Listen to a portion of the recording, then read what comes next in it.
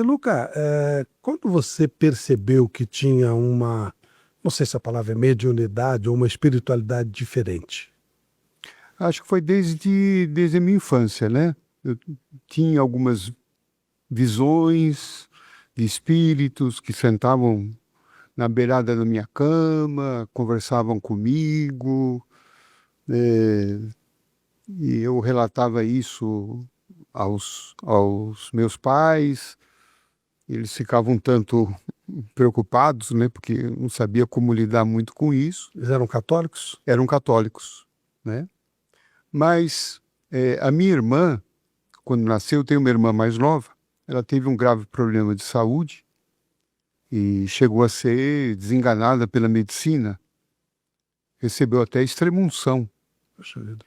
E os médicos afirmaram para minha mãe que ela podia levar minha irmã para casa para morrer em casa. E minha mãe, então, orientada por uma vizinha, levou a um centro, era um centro, inclusive, de Umbanda.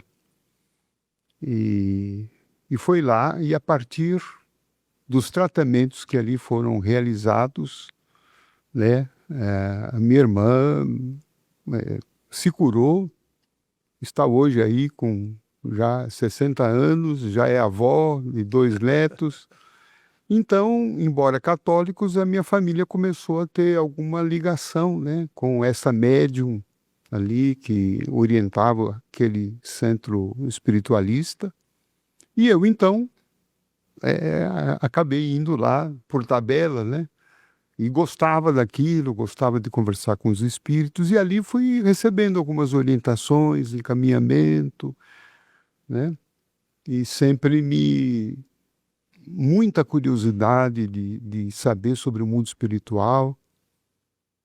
Então, meu caminho começou por aí, né? Depois, por volta dos 13 anos, eu, por conta própria, comecei a ler alguns livros de Allan Kardec e fui me encaminhando para o Espiritismo, onde até hoje estamos aqui trabalhando, aprendendo, tentando melhorar a nós mesmos, né? Tentando nos reeducar espiritualmente e trabalhando, né, em favor da nossa própria evolução, fazendo alguma coisa que possa ser útil, né, nesse mundo hoje tão sofrido, com tantos problemas, com tantos desafios, né, onde, apesar de toda a evolução que a gente está tendo, né, as doenças se agravando, se multiplicando, os conflitos, não só os conflitos entre nações, mas os conflitos entre as pessoas,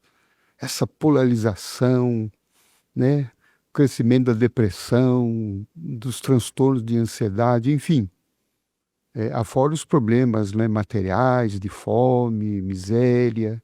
Então, o mundo está sofrendo e eu me sinto feliz de alguma forma poder não resolver os problemas do mundo, né? Porque isso está fora de qualquer possibilidade humana, mas retribuir à vida o muito do que a vida me deu, né? Um lar com pais maravilhosos, nasci num lar simples, mas nunca me faltou um prato de comida, nunca me faltou um estudo, um livro, um conselho, nunca me faltou a saúde para eu poder realizar aquilo que eu me propunha na vida. Então a vida foi muito pródiga comigo. E eu me sinto devedor, né? Eu me cobro muito no sentido de, ao deixar aqui, eu preciso retribuir alguma coisa, né? Porque senão eu vou sair aqui dessa vida devedor, né? Recebi muito e não dei nada, né? E então é assim que nós estamos encaminhando, desenvolvendo esse sentimento de espiritualidade, de ajuda ao próximo. Quando o Chico Xavier teve as primeiras manifestações, ele conversava com os espíritos, ele era visto como esquisito, né? Sim. Ele mesmo disse que ele não entendia bem o que acontecia. Você chegou a viver isso também, ou pela doença da sua irmã, a família conseguiu entender um pouquinho melhor o que está acontecendo? Olha, a família entendeu, né? Mas minha mãe sabiamente sempre me orientava: filho, não conte isso para ninguém, né? E eu mantinha assim essas visões, sensações, sempre muito ali em conversas estritamente com minha mãe, às vezes com minha irmã, depois de algum tempo, né? Mas da minha parte assim nunca foram visões que me causavam uma impressão negativa. Ao contrário, né?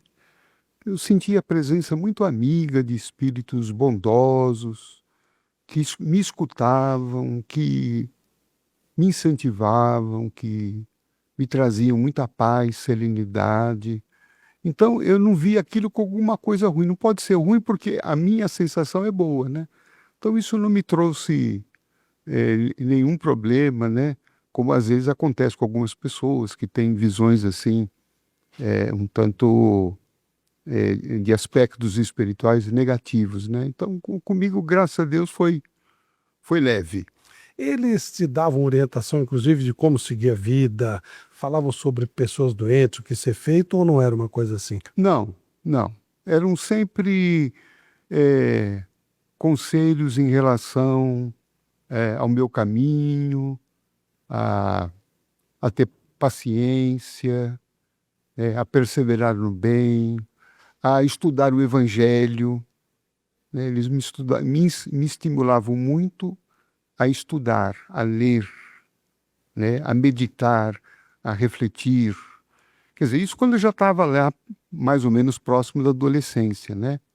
Mas às vezes eu sentia, acordava à noite, né? Uma entidade sentada na cama, me olhando, só me olhando, às vezes só me olhava, né? Com um ar de uma ternura paternal, de um carinho.